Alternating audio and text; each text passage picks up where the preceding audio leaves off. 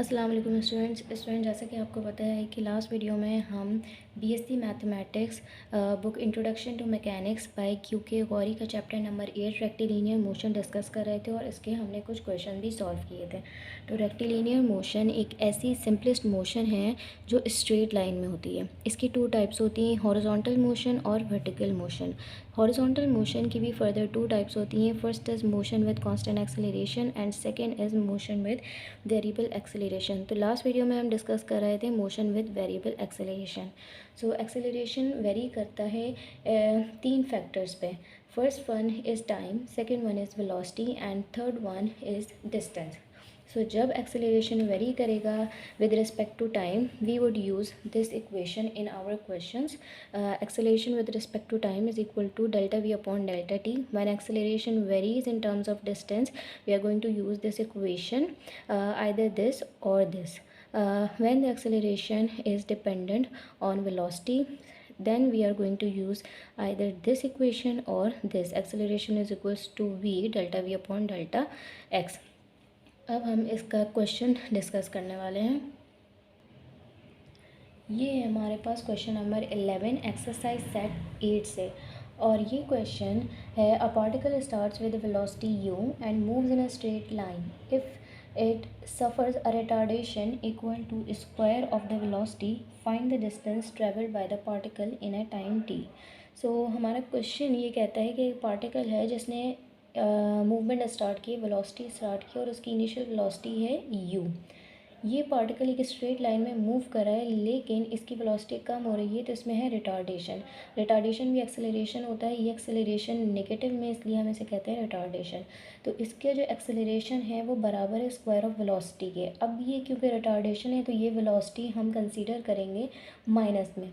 यहाँ पे हमसे कहा गया है we have to find the distance travelled by the particle. इस पार्टिकल ने जो डिस्टेंस ट्रैवल किया है इस टाइम पीरियड टी में, वो हमें फाइंड आउट करना है. Now we know that we have the retardation, means that negative acceleration. For velocity, we know that when the acceleration is dependent on the velocity, we know that we would use what kind of equation.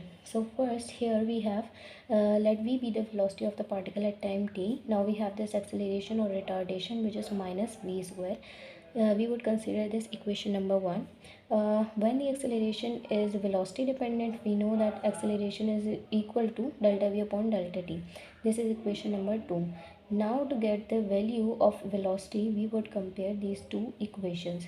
So by comparing these two equations, we have this delta v upon delta t is equal to minus v square, and to get the value of delta t, we would differentiate it like this. Now to differentiate this, we have to apply limits, and we would apply limits like the initial velocity will be u.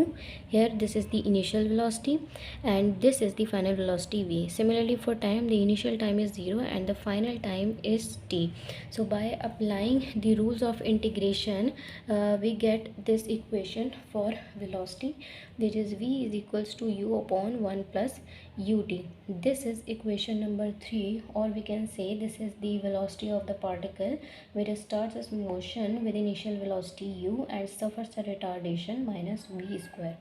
Now to get the distance, we would consider let x be the distance traveled by the particle at time t. So we know that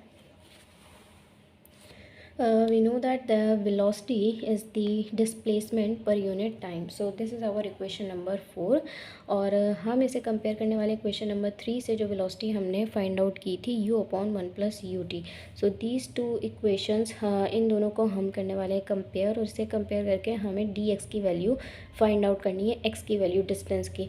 similarly इस पे भी हम apply करेंगे limits, initial limit और final limit, और integration करने के बाद इसके लिए हमारे पास एक आंसर आएगा x is equals to log in bracket 1 plus you T. ये हमारा आंसर है. So this is the distance travelled by the particle in a time t. So I hope कि आप लोगों को आज की वीडियो समझ आई होगी. नेक्स्ट वीडियो में हम डिस्कस करेंगे इसका क्वेश्चन नंबर 12, जो कि 5 ईयर में आया हुआ है 2012 में, और एग्ज़ाम पॉइंट ऑफ व्यू से बहुत इंपॉर्टेंट है. मिलते हैं नेक्स्ट वीडियो में. अल्लाह हाफ़िज़.